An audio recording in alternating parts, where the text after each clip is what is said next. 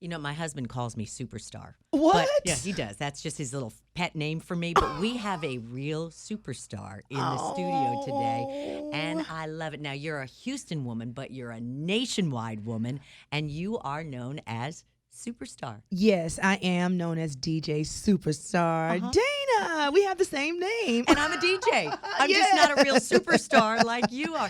We were talking off mic about so many things, and it all started with, funny, I mentioned my husband, relationships. Big time relationships. And how hard they are. Right. Especially when you're a motivated woman trying to keep this person happy, the kids happy, your boss is happy, yourself happy. How do you do it all at the level that you're at? It's called happy hour. Okay. I mean, no, that's what I ask our women about. You know what? I still have not, I still haven't come up with how I do it. Lately, though, I can tell you my secret sauce has been waking up earlier and trying to meditate. I do know that yoga works for me. If I at least give myself a little time in the morning to get it together, then it makes for a better day. But like I was telling you off, air, that I am easy to fluster sometimes, and I don't know where that comes from. I think it's because I have a lot going on in my brain, and I'm trying to get better with writing everything down. Like that was one of my 2019 resolutions. One of your goals. Yeah, one of my goals. Yeah. Now, here's the thing, and I want to take our listeners back to the beginning with you. I always love to find out, there's so many things that inspire us. We had one lady who's an anesthesiologist during the day. She's a blogger and a YouTuber whenever she has free time, and that stemmed from her brother's suicide. She wanted to make her world beautiful. She was tired of being sad. Yeah. And it really propelled her to do such joyful things. It was it just gives me goosebumps when I remember her saying that, because I did not know that about her. Wow. And she's on one of my Houston podcasts. Sweet, sweet lady.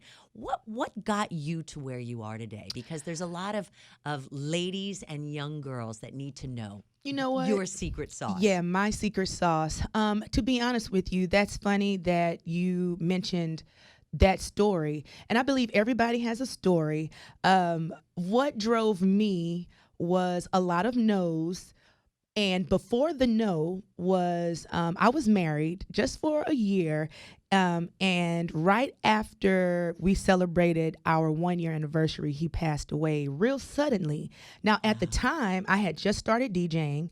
I was DJing these basketball games at Fundy Rec Center downtown Houston, where all the NBA players that lived here, they would come play basketball over there. So that was my very first gig. So I had these turntables, mind you, it was not popular for females to DJ back then. Exactly. Especially someone who looks like you. Yeah, beautiful it was not. young lady. And I've always wanted to do that. Like, I was like, why aren't there any cute girls DJing? Like, you don't have to be like a boy. No shot at the boys, but I was like, hey, you can be cute and DJ and know what you're talking about. And your word was classy. Classy.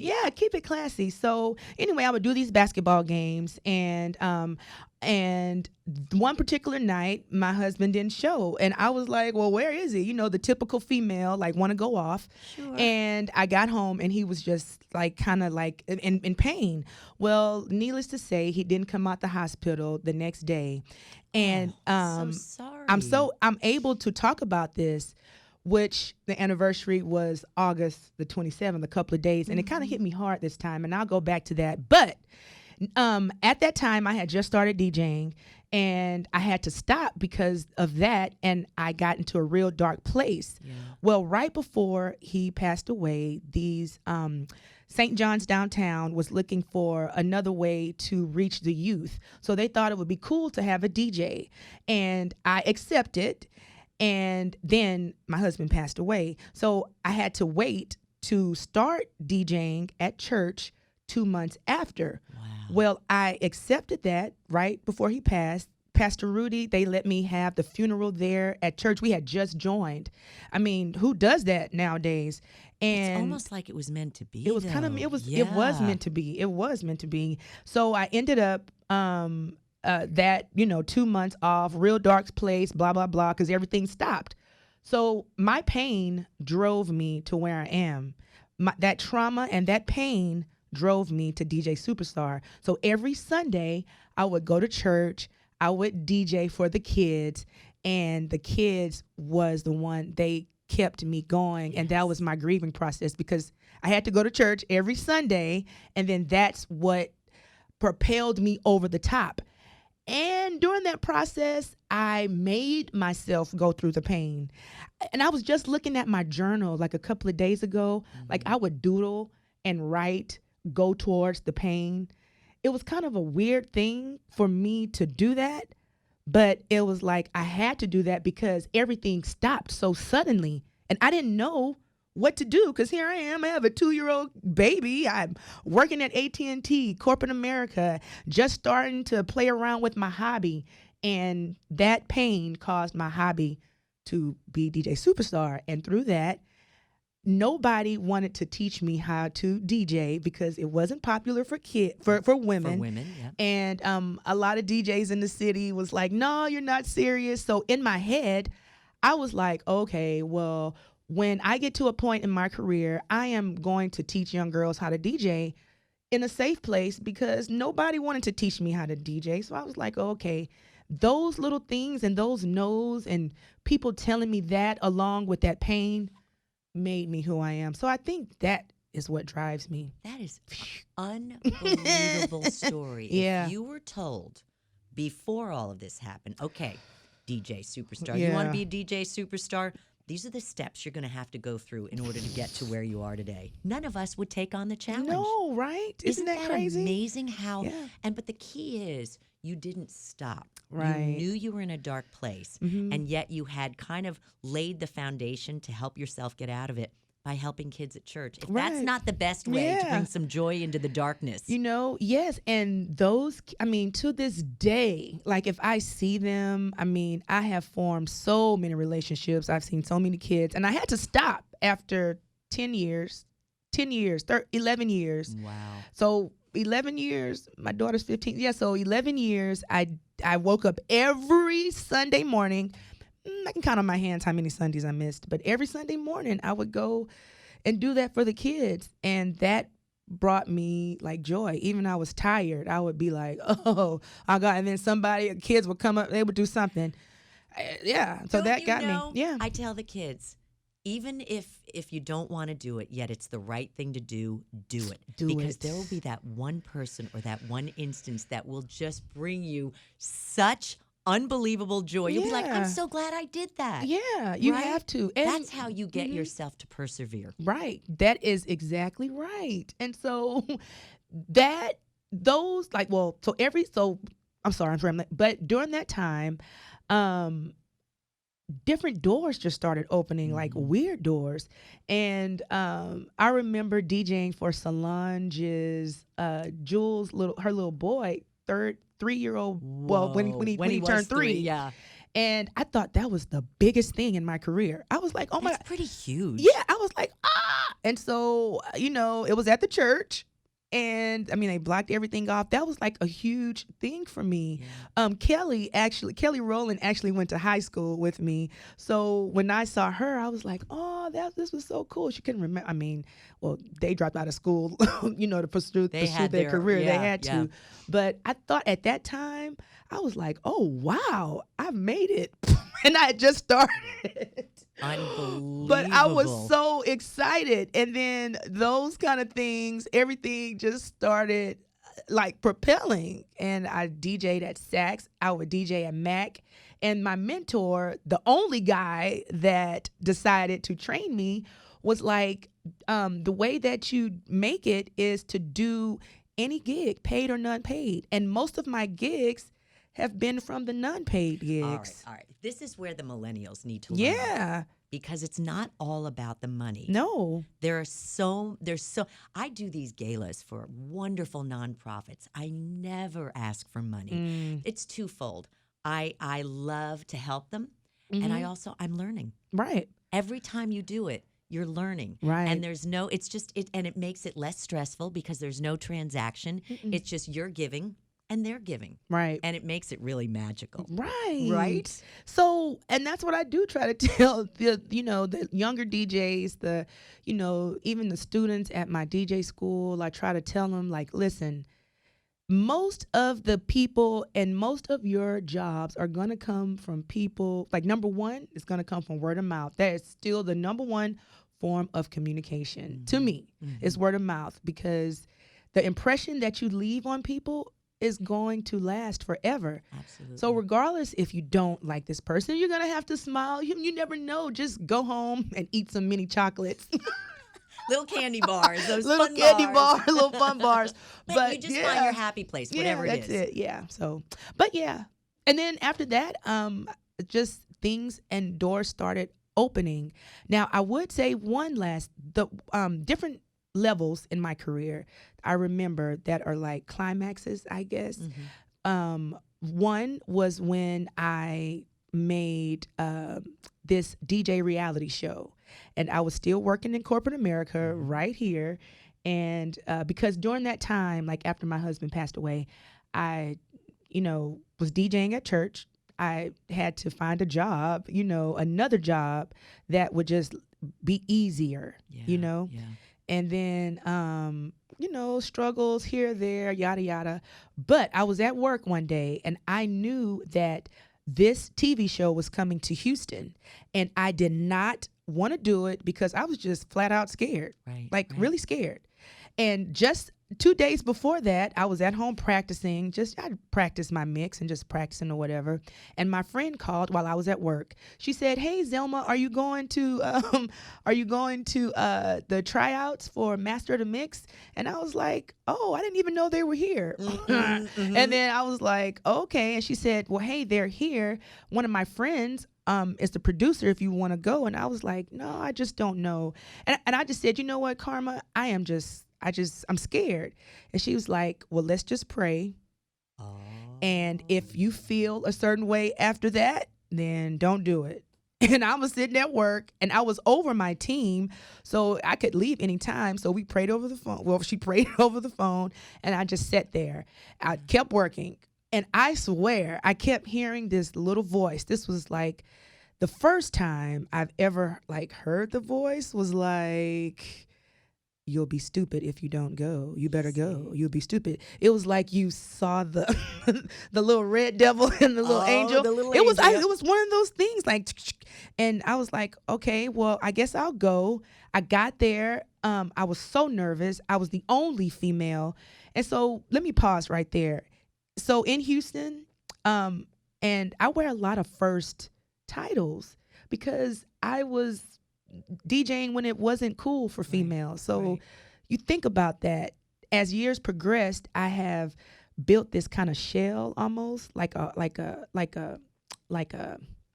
I don't know, not a complex, but almost like a guard. Yeah, yes. Because just it's secure, make sure that you're protected mentally. Yes, because physically. I've had to go through a lot.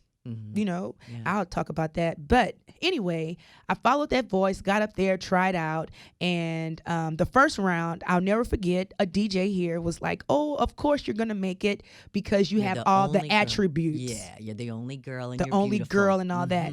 And I was like, okay. And in my head, that fueled me. So when I got to the next step, which was the actual TV set, which I did not know, and I get up there, and there are these 3 big DJs, Kid Capri, Victor Duplay, and these DJs, and they're like, "Oh, well, what are you going to do, Superstar?" And I looked, and I was like, oh, my, I have no idea, because there's a clock right here in front of me, and they're like, "Okay, you're going to have to mix for 2 minutes." And I was like, what? Oh, my God. And so they was like, yeah. But in my head, the only thing I could remember was the mix that I did 2 days ago. It was like these things just prepare me. I don't even know it's preparing me, right? Absolutely. So I just sat there. I did my mix, and I was like, phew.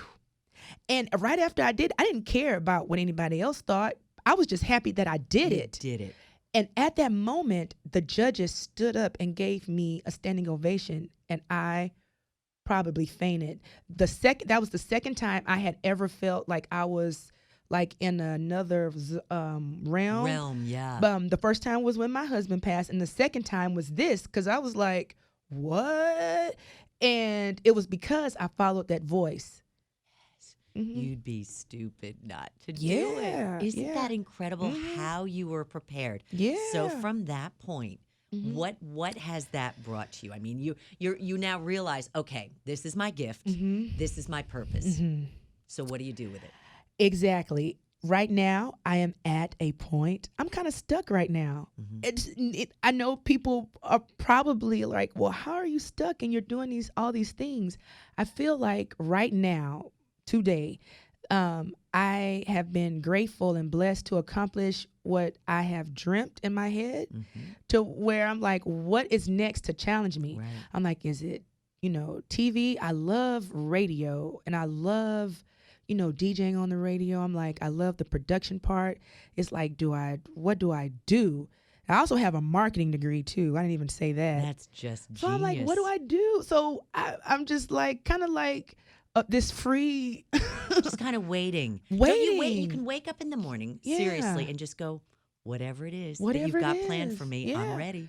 I'm going to start saying that. I'm serious. Whatever it is you've got planned for me, I'm ready. Ooh. And just watch the people and the events come into your life. Watch. Funny story. I had to MC a wonderful event for the Work Faith Connection. I don't know if you've ever dealt with them. They are helping people who have been out of the workforce. Maybe they've been in prison, whatever their situation, helping them get their job. Wow. And it's not just about your resume. It's about your spiritual purpose in life. And that helps you present yourself better to a prospective boss. One of the speakers came up and gave each woman in the audience, it was at the River Oaks Country Club, it was a luncheon, it was really nice, this little gold ring. And she said, I don't know what it's going to be or when it's going to be, but there will be a major event in your life that's going to change your life. Oh, wow. I mean, it's not like she's it's not like she can have a premonition, because that's true of everybody. Right. It could happen in 10 years. So I'd always keep that ring and go, what's it going to be for me? Because everything's going along. My life is just regular. And then I fall off a ladder and break my leg in 3 places. And but I'm completely dependent on people, which I've never been in my life. Yeah. And especially my husband. Oh. So you look at these things that happen, tragic, really tragic, like you losing your husband. And I think the only way to keep yourself out of a dark place is to find a purpose in that. Somehow. It can't just be for naught. There's got to be a purpose. And you digging deep and persevering has created this incredible life. Yeah. And you know what? Sometimes I have to stop. I believe it. I have to stop and and like, okay. How did this happen to me? How did all of this happen? And I kind of get stuck. Like, oh boy, okay. So I write things down. So you don't believe it yet? No. You don't believe it yet? No. Yeah, that's the next phase. That's funny you said, I don't believe it. And people are like, oh, I'm like, no, because I feel like I have so much further to go, because I didn't think that this was going to happen. Right. I thought I was going to work for Coca-Cola in the marketing department, like real talk. And so it's like your mind and your heart haven't caught up with the reality of who you are. Right. You know? You say that. Yeah. Right. But until you get there. Yeah. This is you don't want to go off the deep end. So you're trying to figure it out so you can be kind of calm and peaceful with all the genius that God's put into you. I think you hit it right. Can I call you every morning? You call me every morning. I'm here every morning. I just find it fascinating. You hit it right on the nail. Like, you put everything in that one sentence. Like, I'll tell you, the thing that I've learned from all of these motivated, energetic, successful Houston women is you guys are not afraid to be vulnerable. Yeah. There is no pride stopping you from asking for help, advice, right? Right. I mean, and it's not that you've got the most confidence. It's just that there's this constant curiosity, I think. And that is what, I believe takes you to the next level. Yes. When you feel like that person is like right. Because I love talking to you, so I know that anything that you say is going to be right, because you've been doing this like forever, and you're like, time. Yeah. So it's just observations, you observe people who have made it. You observe people who are you just like, God, if they would just try. You know how many people you talk to and you give them, they're called, and excuse me for saying this, ask holes. I love it. You always offer them advice because they're coming to you for advice. You offer them some surefire ways to get out of the pit. They will not do it. And it's just so frustrating because everyone can get out of the pit, but it's hard. You have to take some steps to do it and pull yourself out. Ooh, that is so good. It leads me to daily habits. I tell my kids, you cannot achieve your goals if you don't have good daily habits. So you said that you started getting up a little bit earlier. I'm a 3:30 in the morning person. I know. That's why I was getting ready to ask you. Okay, so what is your daily routine? Because I did hear you say you wake up at 3:30. 3:30. I read my Bible with my cup of coffee. Okay. And then I do my planks and my wall sits and whatever. Since I'm in the wheelchair and gradually getting out of it, I have new things that I do for this broken leg to strengthen it.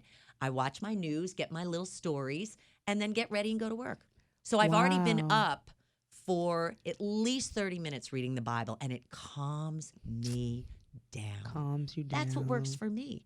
You know, and on mornings when I don't do it because I'm like, oh, I'm too tired, I don't have that same spark that I do on the mornings that I've committed to it.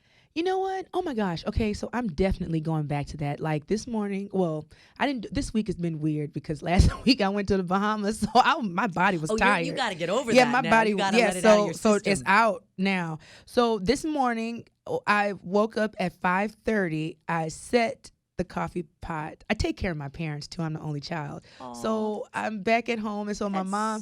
You're so lucky. Yeah, she has. That's a whole nother world, whole nother subject.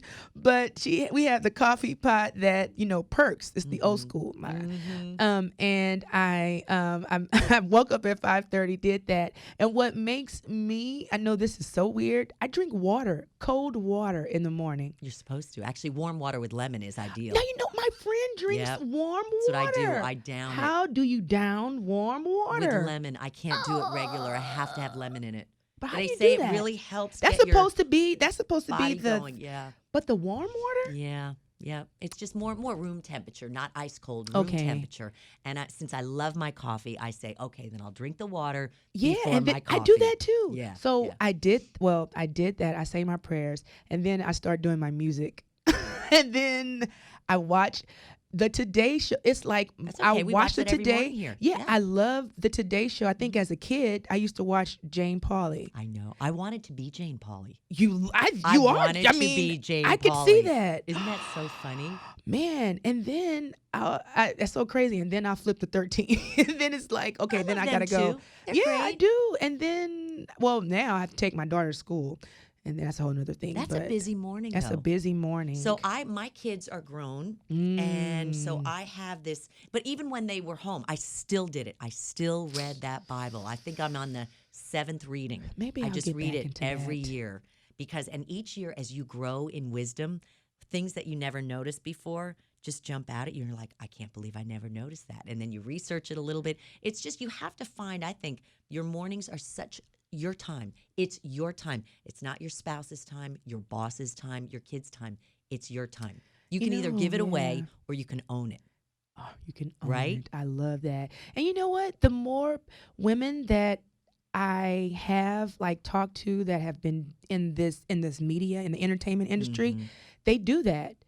But you're the earliest. I know. 3:30. Sometimes I'm like, oh, I know, but sometimes I'm just getting in at 2 o'clock, 2:30.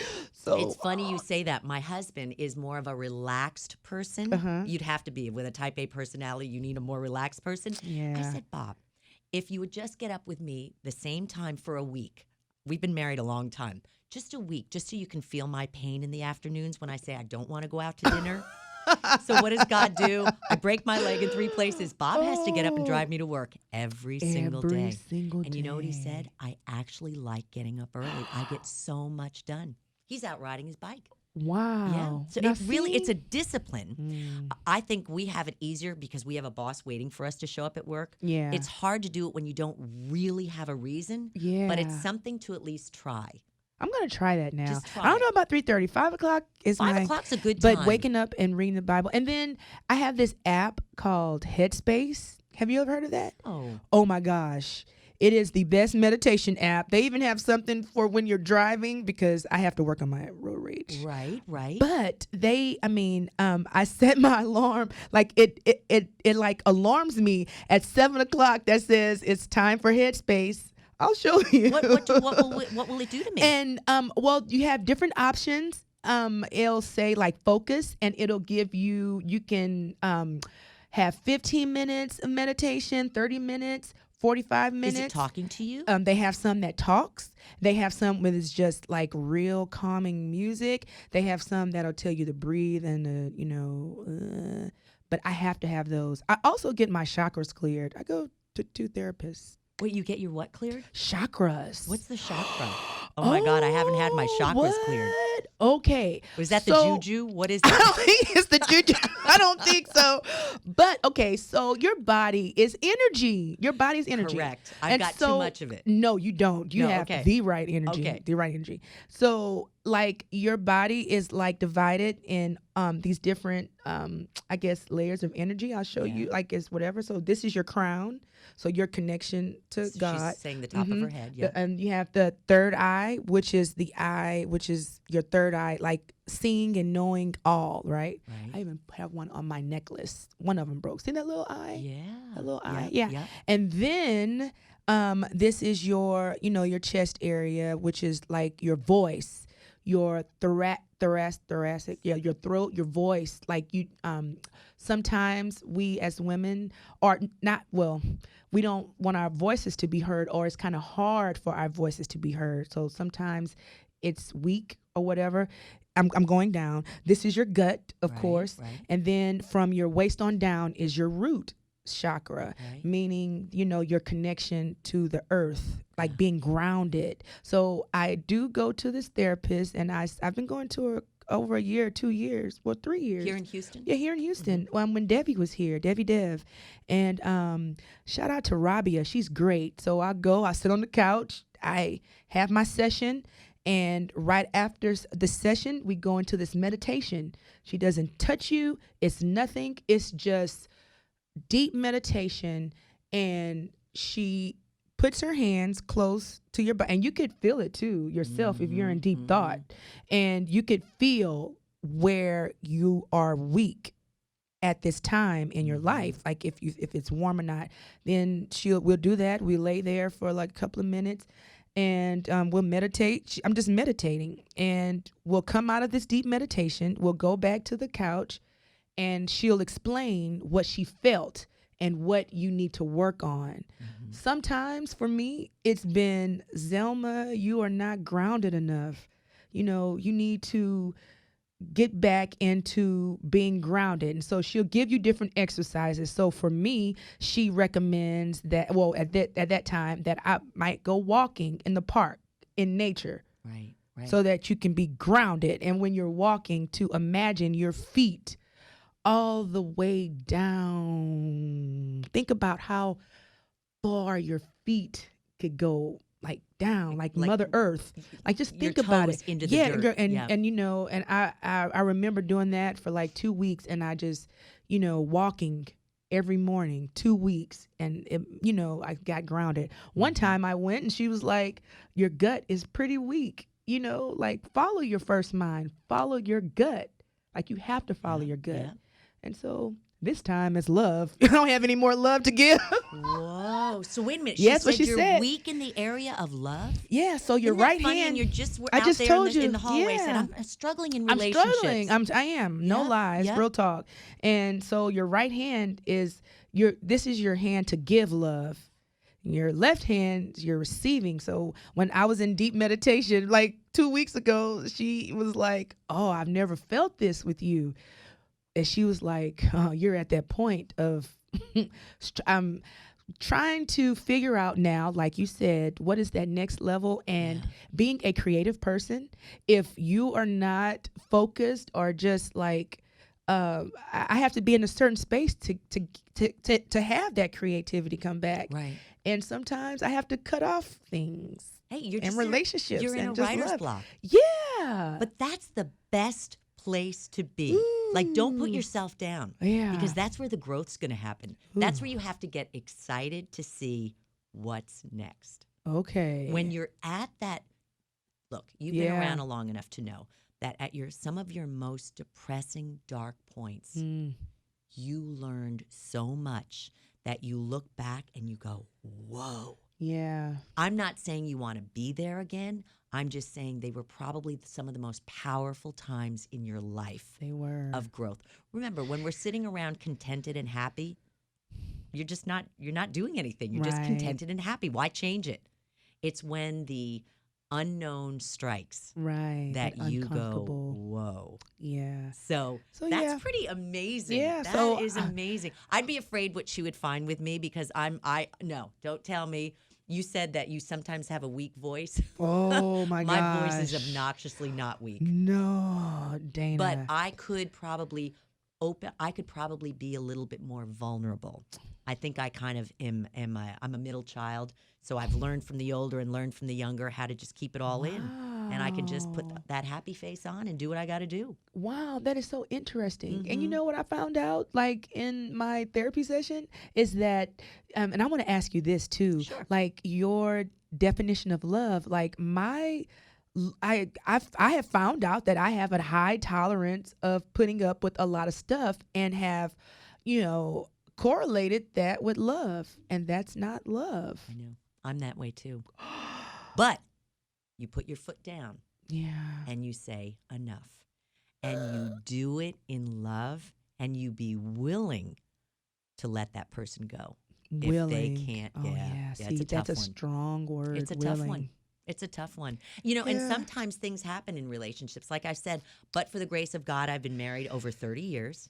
Wow. 5 kids. Wow. And, 5? And it has God. not been easy. But, forgiveness is a big one. And not just once. Like you have to forgive 70 times 7. Oh. And you have to heap coals of kindness. When they're at their worst, that's when you are at your best in helping them. Because someone said, you get married and you think that you know that person. That's why you want to marry them. Mm-hmm. And then the day you get married, they're an absolute stranger. Wow. Who did I marry? But you have to just, in your case, you had a different story in losing your husband. Yeah. But that's your story through no fault of your own. Right. And you say, okay, I don't like this at all. But obviously God has a greater plan. Well, look at all the lives you've changed. And I've never thought about that. Like, how many? I've never thought about that. Look at that is like so intense. Would you have been teaching church every Sunday if you and your husband were out drinking coffee every Sunday? No, exactly. It's just a weird thing to think about. Mm-hmm. And now it is funny that you said that because I'm struggling. I'm like, well, am I supposed to be single? Maybe. For the rest of my life, which is fine. There's society's rules, and then there's the next level of rules. Ooh, what are those next level of rules? Yeah. Oh, I love that society rules. So don't get bogged down by society's rules. And you already have broken the mold. You said you've got a lot of firsts. Yeah. So you're not doing what society dictates. So if someone wasn't made for this role, I don't know who, other than you. Right? Think of the girls that you're teaching. Think of the guys that you're helping to understand girls can be other things than, just your girlfriend. They are very talented. Right. And look at me. I'm a DJ. Right. A super successful DJ, and I'm a girl. Man, and I'm a girl. Yeah. Oh, I love that song by Lizzo, I'm a girl. Oh my gosh, this is like my therapy session. This is my therapy session. This is great. I love that you're doing this, Dana. I've learned. I told you. In the hallway, I said, you don't know how much I've learned from these successful, vulnerable, energetic Houston women. And what we do is our goal is to make this place better. Right. And not to get all over each other, but to kind of collaborate and grow together to get better. I like that. Right? And to help us with our marriages, our parenting, our jobs, our insecurities. And I've learned so many techniques just sitting here talking to our Houston ladies. Man, especially that 3:30 in the morning. It's a crazy thing, but I'm telling you, it works. We got to find our happy place. Yeah, and I do have to get back into reading the Bible. And it's so funny that you said that. So I am supposed to start back DJing at church for the actual service. So I'm thinking that's going to be my way of, There'll be someone they ask there. me, There'll be someone or something. Okay. that moves you to the next level. Yeah. You know, and that might be, you have to let me know. Oh, no, I'm definitely going to keep you posted now, big time. I know we've got people listening to you right now saying, where can I find her? Man. You know, social media, the next gig that you've got. Where can people see your beautiful face and experience the passion that you have? Well, I am very, very easy to find on the internet at I am DJ Supastar on Instagram and Twitter, and even Snapchat at DJ Supastar. You can catch me spinning at noon on 93.7 The Beat, and Fox 26 on Mondays. And your favorite parties, clubs. Well, I loved having you on. Thank you, Dana. And one of the amazing Houston women that we have, making our city the best city ever. Appreciate you. The best. She's so good. Oh, you are so good. Oh, The best. You now know, I you want could some just go mac and this way, cheese. that way. Oh.